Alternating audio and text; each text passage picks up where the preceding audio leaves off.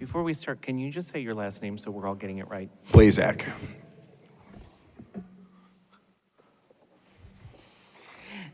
Mr. Blaszcyk, thank you for coming today. I'm going to start with the first question, and then it's going to jump around. Could you please tell us why you're interested in joining the Rochester School Board at this time, and what skills, experiences, or qualities make you a good fit for this position?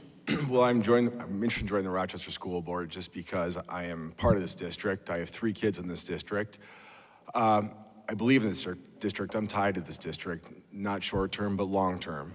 So that's very important to me to see what's going on for the future of not just my kids, but the entire community as a whole. I'm very proud to be a Rochester community member. I do love the schools my kids are in. So to me, it's very important as the future continues on in the success path forward. So with that being said, my background is I run a couple small businesses. As I said, I have 3 kids, and I manage over about 100 people at any given time, wide variety of personalities, beliefs, communications, and that requires a lot of communication, as does being part of the school board. So, and more importantly, dealing with the community, which is extremely important. I believe communication with the community is key, very important. And the other reason I'm running for the school board, because I feel there's been a huge lack of communication from the school board to the community.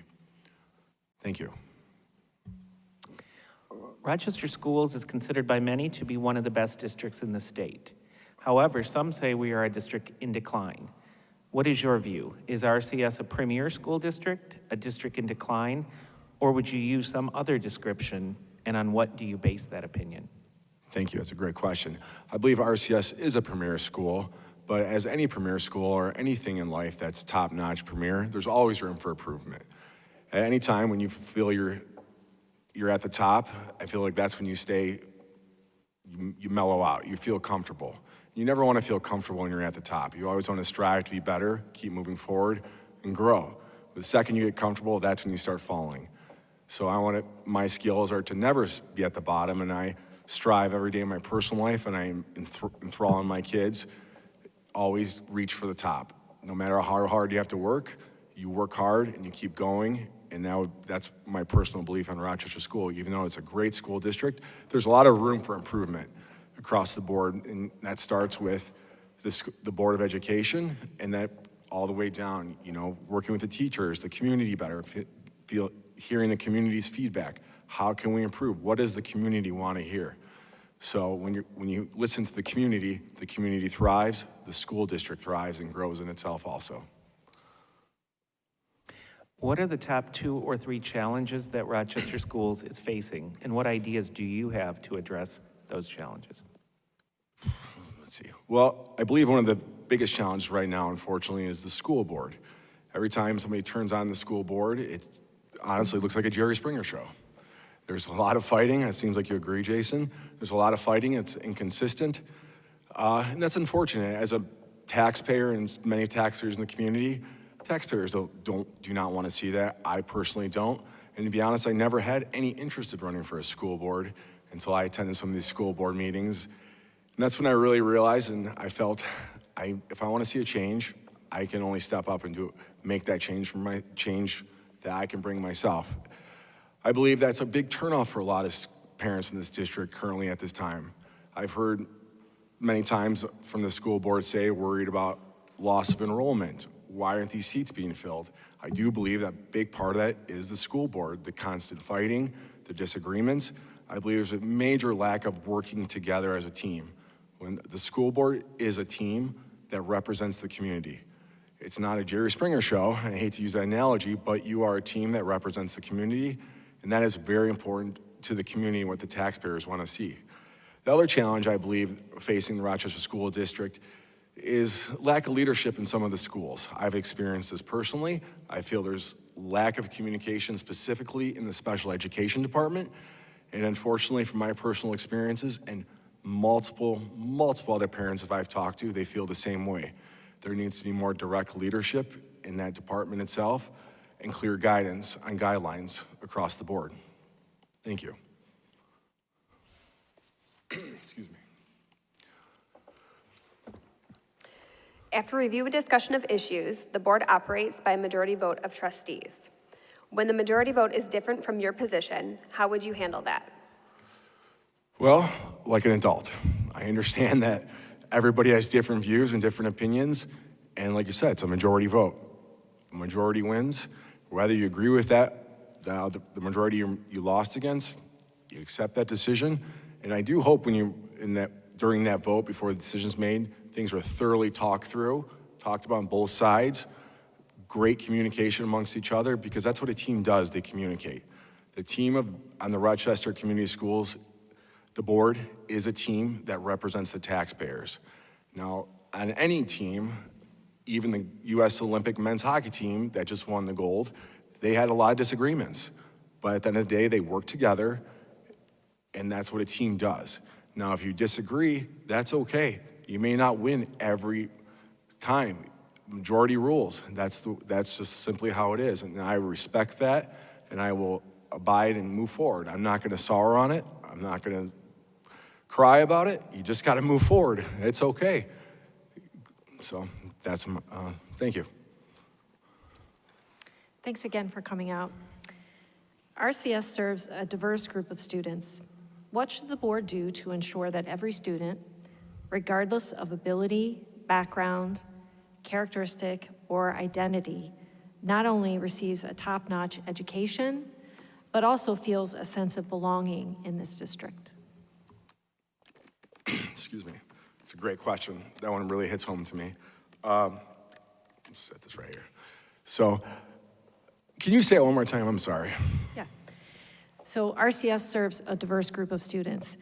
What should the board do to ensure that every student, regardless of ability, background, identity, characteristics, not only receives a top-notch education, but also feels a sense of belonging in the school district? Yep, thought I heard that correctly. It is a great question, and at the end of the day, every student matters. It doesn't matter what your beliefs are, your personal beliefs, my personal beliefs, the students are what matters. So you're on the board for the students. Teachers are here to teach the students. People are here to make sure these students are successful in life. Everybody has different beliefs, as I said earlier, and that's okay. The board's job, if I was elected, my job would be make sure no matter what that student's beliefs are or what their background coming from, they matter. I think it's really important to be working with the parents on different things and gathering feedback on what they say. How can the school system improve as a whole better? What can they do better? And that comes back to with the teachers, providing feedback all the way up the chain. And that's how you're gonna get the best outcome for the students. When we start putting the students first, that's what matters. And I personally feel like that's what's been forgotten at some of the meetings I've attended here. We're here because of the students, not to fight back and forth. That's extremely important. I feel like that's been very forgotten. Again, I can speak on my own experiences and multiple parents I've talked to. As I said, I have a son with a disability, and I feel like there's a huge, major lack of communication in that department. I can even reference as early as last week as I've had a huge discrepancy. But as one parent, I've had a meeting with Mr. Russo, and we've talked about some things, and I appreciate his time. But I still feel like there's a major lack of communication and leadership just in the special education department. Now, I can't speak for other parents and other communities, other parts of the community, but I would venture out, a lot of parents have opinions that they would like to share, but they may be scared to share them because they don't want to come here in front of the board and hear, and the biggest thing I'm hearing from a lot of parents I've talked to is, why would we go to the board if we're not even being heard? That's they're like, when I come to these board meetings, one of the things I've noticed is that you have a variety of people coming up here, and I understand it can be hard sometimes coming to yell or complain. You get compliments, and that's awesome. But one of the key things I've heard is that people have legitimate concerns maybe about their students, but I've never once seen a follow-up in the next meeting. Hey, let's talk about that situation that happened. What can we do? You've never heard any follow-ups. And I think that's a big part of what the community wants to see is, and you would hear more from the community, not just your inner circles. I'm not saying that's anybody here, but you would hear more from the community about what matters, what they want to see, and what matters to their students. instead of just people come and give their 3 minutes and they're cut off and move forward. They never hear again about it. And I think that's been a bad misrepresentation of what Rochester Schools really is and can be. And that could fix a huge problem. And that would ensure, making sure things moving forward, you have a clear agenda of what needs to be focused on. Thank you. Thank you for coming out tonight. RCS is a public school district. What does the phrase supporting public education mean to you? And what do you think a board trustee should or should not do to support public education? What, can you say that one more time, please? Sure, no Sorry. problem. RCS is a public school. What does the phrase supporting public education mean to you? And what do you think a board trustee should or should not do to support public education? What public education means to me is everybody deserves an education, no matter their race, gender, their personal beliefs. Everybody deserves an education, no matter where they live. It is their right to have an education, and they deserve that, absolutely. Not just the student, but the parents who send them to this school. This is a great school district, very proud to be part of it, and the parents are too. They deserve the best education possible in this school district, or as a matter of fact, any school district around. It's extremely important that we're hearing the students, and not just the students, the teachers also. The teachers are here every day.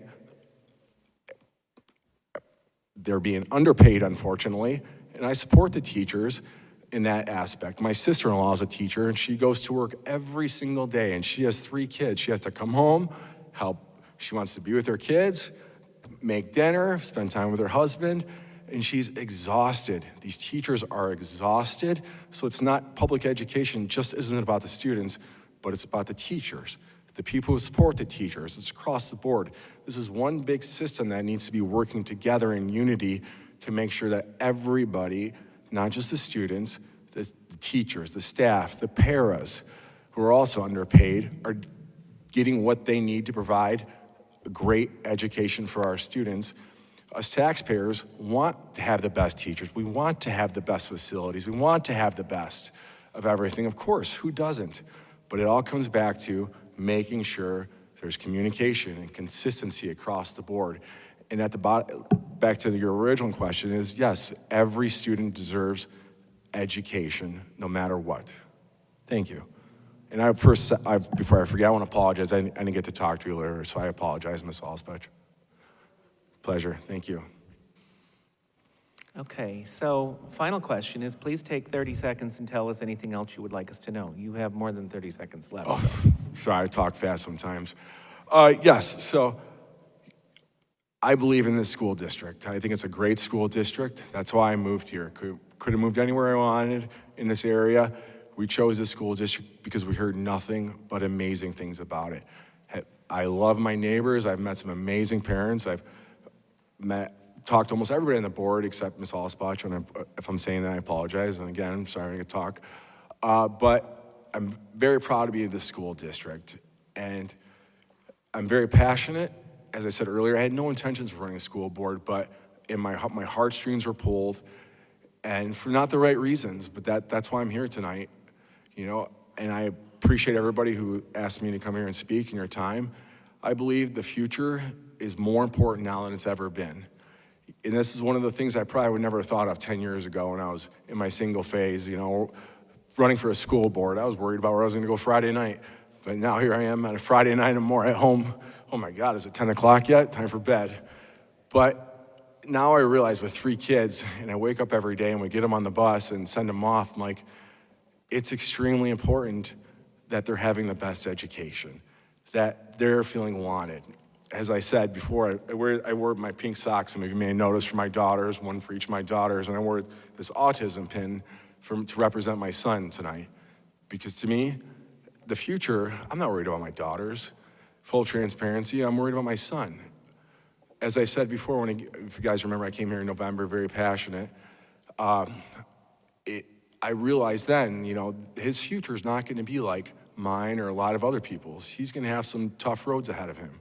And it's my job as a parent to make sure it goes as smooth as possible. But part of that, what I realized is, I've had many other parents I've talked to where that road They're facing the same challenges. And as I said, my heartstrings were pulled. That's when my heartstrings were pulled. That's when I decided, if I want to see a change, the only person I can hold accountable is myself. And that's why I'm running for this board.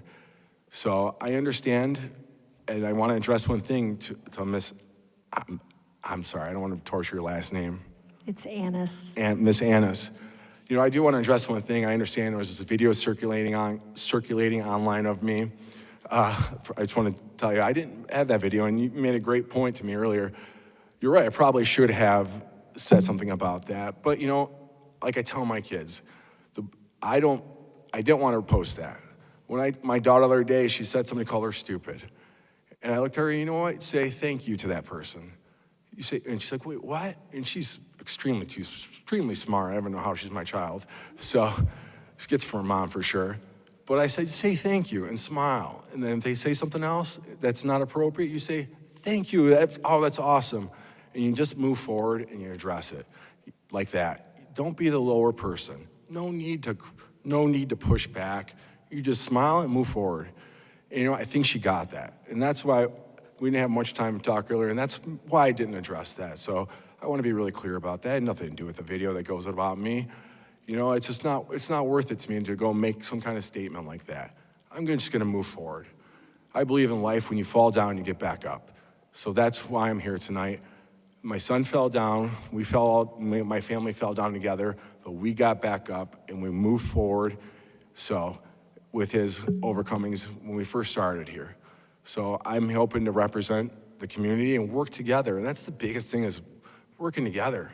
I don't know if we have to get a boxing ring and get some gloves out for everybody in here and just let it all hash out one time and call it a day so everybody can move forward and let the community see this is what a team really is. Because I believe that's what the community wants to see. And I know it's hard when people come up here and bash you and this and that. That's not fun for anybody. You guys are taking your time out. You're not getting paid for this, but you obviously ran for this position for a reason, because you believe in the community and you care. And I have the utmost respect for that, no matter, and let me be really clear, this is a nonpartisan position. And I think that's extremely important, that has been forgotten. It's about working together for the community, the taxpayers, and most importantly, for the kids, because that's what matters. And that is why I believe each and one of you are here, and myself and the five or six other candidates are here tonight, because we all care about the community, the kids, and the future of this community. So with that, I appreciate everybody's time tonight. Thank you so much. So thank you, guys. Thank you.